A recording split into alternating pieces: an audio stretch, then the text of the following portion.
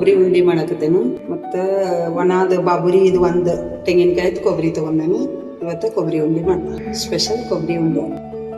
ಇದು ಒಂದು ತೆಂಗಿನಕಾಯ್ದು ಬಾಬುರಿ ಕೊಬ್ಬರಿ ತುರಿದಿಟ್ಕೊಂಡೆ. ಒಂದು ಕಪ್, ಒಂದು ಬಟ್ಲ ಬೆಲ್ಲ, ಸ್ವಲ್ಪ ಕಸ್ಕಸಿ, ಸ್ವಲ್ಪ ಬಾದಾಮ, ಸ್ವಲ್ಪ ಏಲಕ್ಕಿ, ಶುಂಠಿ. ಇದನ್ನ ಸ್ವಲ್ಪ ಬಿಸಿ ಮಾಡ್ಕೊತಾರೆ ಕೊಬ್ಬರಿ ತುರಿ. ಈಗ ಮಾಡೋಣ ಬರ್ರಿ.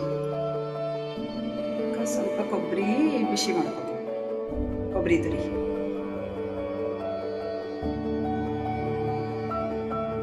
ಸ್ವಲ್ಪ ಲೈಟಾಗಿ ಉರಿ ಇಟ್ಟು ಬಿಸಿ ಮಾಡ್ಕೊತೀವಿ.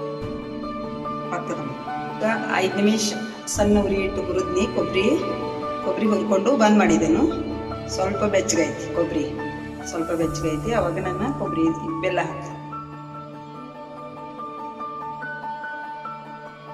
ಬೆಲ್ಲ ಹಾಕಿ ಶುಂಠಿ ಪುಡಿ ಹಾಕ್ತೀನಿ. ಸ್ವಲ್ಪ ಕಸ್ಕಸಿ ಹಾಕತ್ತೀನಿ. ಕೊಬ್ಬರಿ ಬಿಸಿ ಐತಿ, ಅದ್ರಾಗ ಕಸ್ಕಸಿ ಹಾಕ್ತೀನಿ.